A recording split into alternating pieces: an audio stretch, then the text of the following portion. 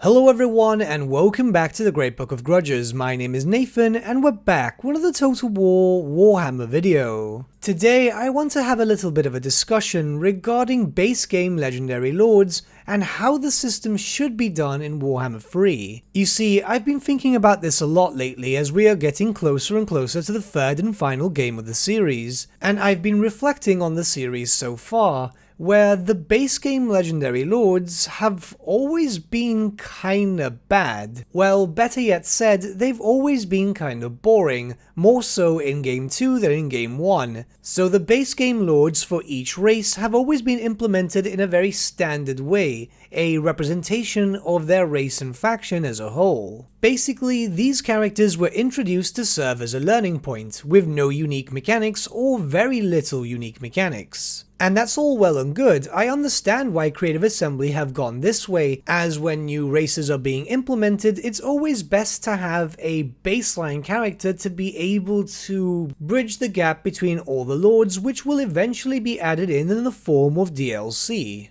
Like I said, I completely understand the reasoning, but the problem is this: most of these characters that are base game end up being quite important characters in lore. Characters themselves which, in my opinion, are the most deserving of unique mechanics to differentiate them from others of their own race. Let's look at some basic examples and you'll see what I mean. First, of course, we have Malekith, the Witch King, the Lord of the Dark Elves. This is the faction leader for this race. But let's be completely honest here, barring his special trait and a few skills here and there, he plays like a generic melee caster hybrid, doesn't he? It's just that basic. Teclis, one of the most powerful spellcasters in the Warhammer fantasy world, essentially plays like a Lore Master of Hoeth, but just as a Lord variant. Krokgar acts as a basic standard Saurus, and the list continues on and on. It actually goes back all the way to Warhammer 1, where Karl Franz, the Emperor, basically just acts as a general of the Empire with a few special skills here and there, but that's it, no unique mechanics. Not only that, but even after the Empire's rework, or any of the races which have had reworks for Warhammer 1,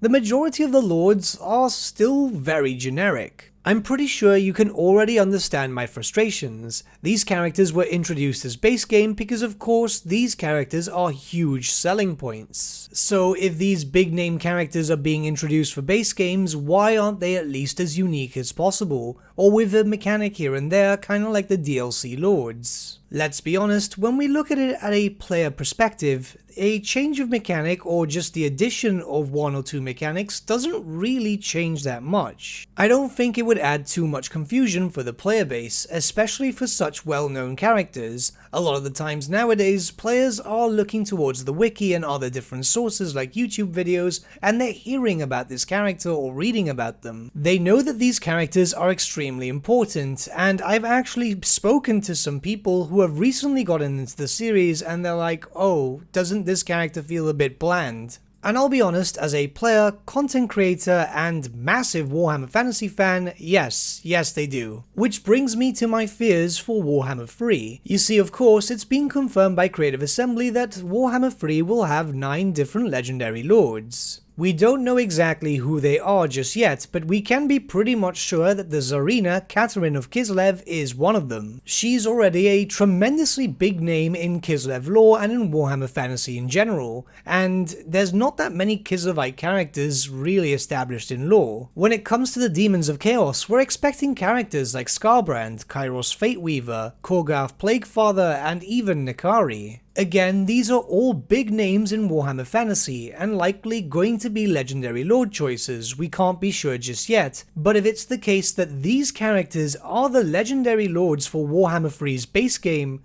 well, they need to be treated in a unique manner. I'm not saying that each of these legendary lords need to be drastically different with like 5 or 6 unique mechanics, but 1 or 2 here and there would suit them rather well. Let's look at some DLC lords from Warhammer 2 as an example. Crone Queen Helebron basically acts as every other Dark Elf legendary lord. What sets her apart, of course, is the fact that she has the Death Knight mechanic. Nothing too complex, but it already makes her unique. The Everqueen Alariel from the exact same DLC has a much more minor mechanic, focusing mostly around the unity of the high elves within Orthwan, but even then that distinguishes her from all the other high elves. A final example would be in relation to the Skaven, where in most cases when newer players ask who they should play as a Skaven legendary lord, the majority of people will suggest Ikit Claw. Why is that? Well, Ikit Claw is just the most fun. You'll see suggestions here and there for the Deathmaster or even Throt, but you won't see a lot of suggestions regarding Clan Wars or Clan Pestilence.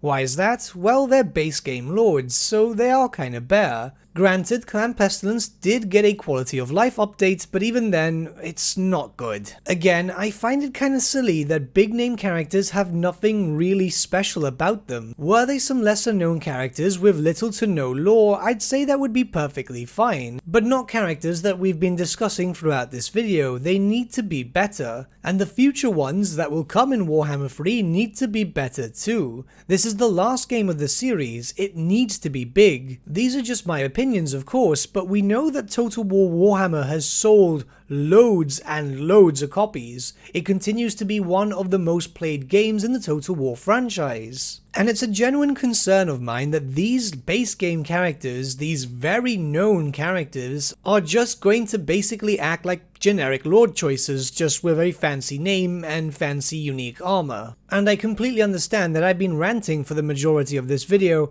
but I feel like I have a point here. The base game lords themselves just need 1 or 2 mechanics. I don't think the player base would be confused about a missing mechanic when trying a DLC lord. I assume the majority of the player base would at least expect that the different lords would be playing differently. But let me know what you guys think in the comments below and let's start a bit of a discussion. I just want this game to be good. It's something that we've all been waiting for a number of years now, so well, expectations are naturally quite high. But with that, my friends, we've come to the end of our video. Thank you so much for watching. If you did enjoy the video, might I suggest giving the video a like, or even subscribing to the channel, as it really does help us out.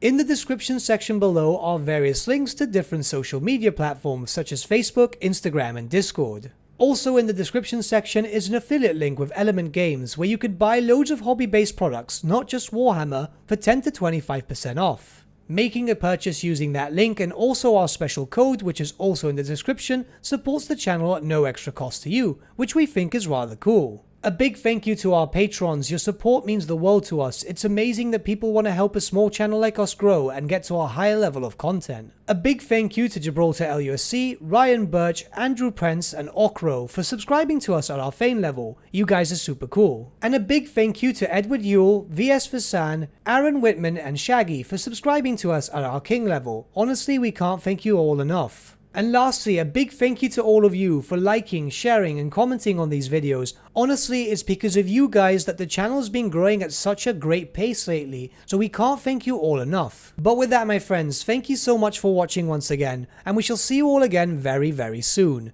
Have a good day.